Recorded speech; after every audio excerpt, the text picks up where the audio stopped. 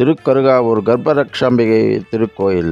இந்த கோயில் தஞ்சாவூருக்கு கிழக்கே 20 கிலோமீட்டர் தொலைவிலும், கும்பகோணத்திற்கு தென்மேற்கே 20 கிலோமீட்டர் தொலைவிலும் காவிரி ஆற்றின் துணை நதியான வெட்டாறு ஆற்றின் கரையில் அமைந்துள்ளது. இந்த தலத்து இறைவன் முல்லைவனநாதர் என்று அழைக்கப்படுகிறார் மற்றும் ஒரு சுயம்பு தானாக தோன்றியவர். இந்த லிங்கம் கரையான்பட்டின் மண்ணால் ஆனது. இந்த கோயிலில் இருக்கும் அம்பாள் வேதிகை என்ற பெண்ணின் குழந்தைக்கு கரு சிதைந்து வெளியே வந்தது. அந்த கருவை பாதுகாத்து வளர்த்ததால் கர்ப்பரக்ஷாம்பிகை என்று அழைக்கப்படுகிறார்.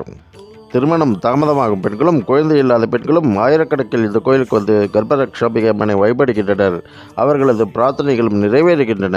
கர்ப்பிணிகளும் இங்கு வந்து சுகமாக அமைய வேண்டி பிரார்த்தனை செய்கின்றனர். குழந்தை இல்லாதவர்கள் இங்கு வந்து ஒரு புட்டி நெய்யை அம்மனின் பாதங்களில் சமர்ப்பி வைக்கிறார்கள். மந்திரங்கள் சக்தி ஊட்டப்பட்ட இந்த நெய்யை தம்பதியினர் 48 நாட்களுக்கு தினமும் உண்ண வேண்டும். அவர்களுக்கு குழந்தை பாக்கியம் கண்டிப்பாக கிடைக்கும். கர்ப்பிணி பெண்கள் ஒரு பாட்டில் விளக்கெண்ணெய் அம்மனின் பாதங்கள் வைத்து படைக்க வேண்டும். இந்த சிறப்பு எண்ணெய் அவர்கள் வயிற்றில் பூசும்போது எளிதான மற்றும் பாதுகாப்பான பிரசவம் நடைபெறுகிறது.